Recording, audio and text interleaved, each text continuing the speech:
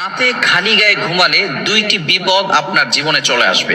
আপনার লাইফে must be দুইটি বিপদ চলে আসবে যারা রাতে খালি গায়ে ঘুমাবে।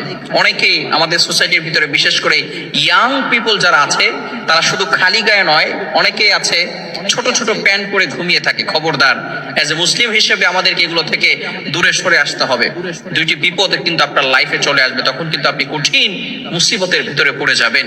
মনে রাখবেন, নবীজি সাল্লাল্লাহু আলাইহি ওয়াসাল্লাম আমাদেরকে সব শিখিয়ে দিয়ে গিয়েছেন। তিনি যখন ইসলাম প্রচার করার সুযোগ পেয়েছেন, নবুয়ত প্রাপ্ত হয়েছেন, তারপরে 23 বছরের জিন্দেগিতে নবীজি সাল্লাল্লাহু আলাইহি সাল্লাম আমাদেরকে এ টু জেড সব শিক্ষা দিয়েছেন। একটি বিপদ হচ্ছে যারা রাতে খালি গায়ে ঘুমাবে, ফেরেশতারা লজ্জাবোধ করে সেখান থেকে চলে যাওয়ার কারণে, একটু দূরে সরে যাওয়ার কারণে সেখানে কিন্তু বিভিন্ন ধরনের পোকামাকড় আমাদেরকে অ্যাটাক করতে পারে।